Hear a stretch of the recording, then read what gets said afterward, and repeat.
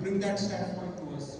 So from that standpoint, I would like to understand from you what is needed in this entire ecosystem to make this renewable energy round the clock available, managing our entire demand, electricity demand.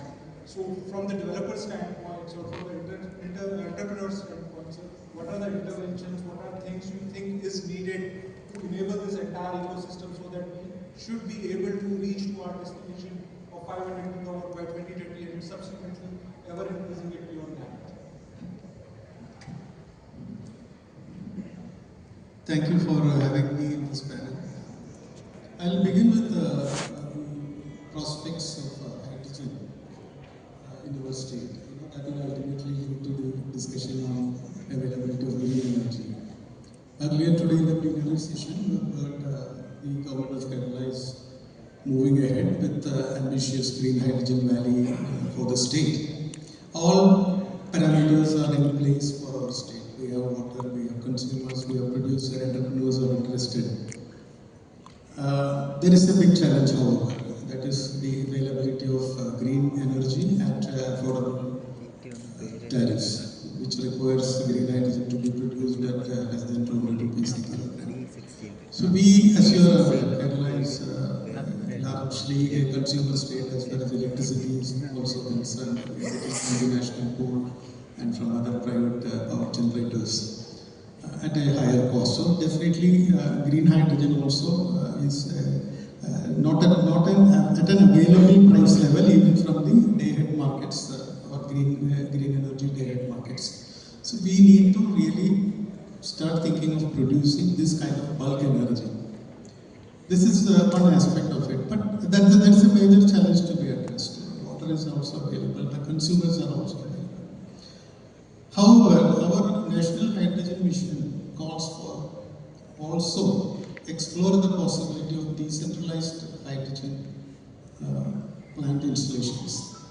This is one area which I feel that which is more suitable for Kerala.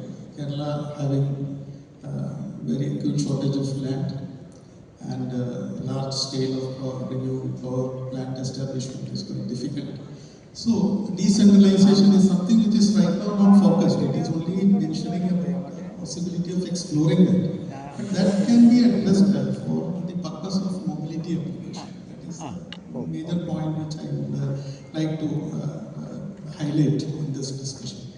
Even in fact, coming to the renewable energy installations, as you are aware, Kerala stands at the top 2 or 3 states in the country in terms of adoption of rooftop solar energy.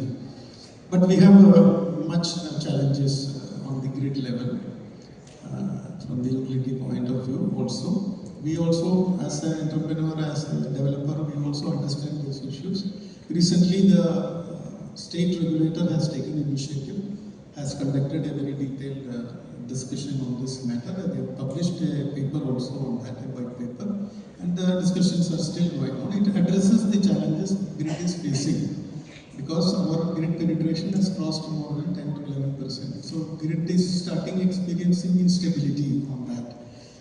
There are solutions provided by the committee which suggested that there should be sufficient storage on the individual rooftop level itself.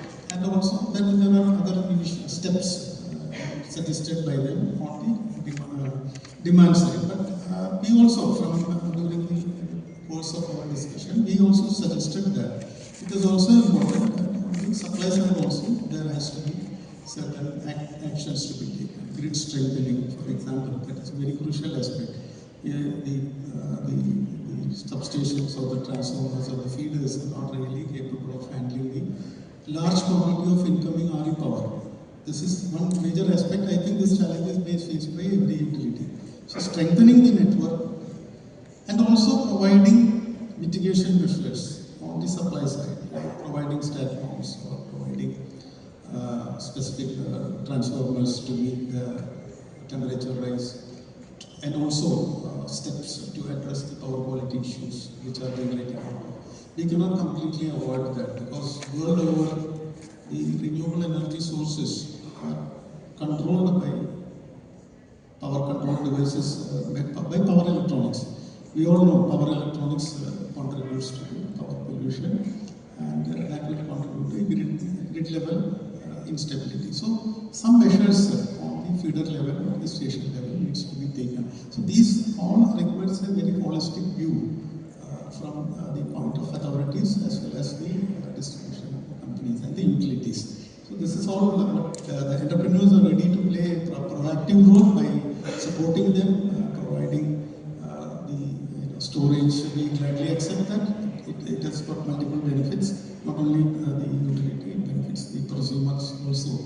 So we welcome all that. But the other side also shall think about these two. So I take a pause at this point of time. I'll answer for the next.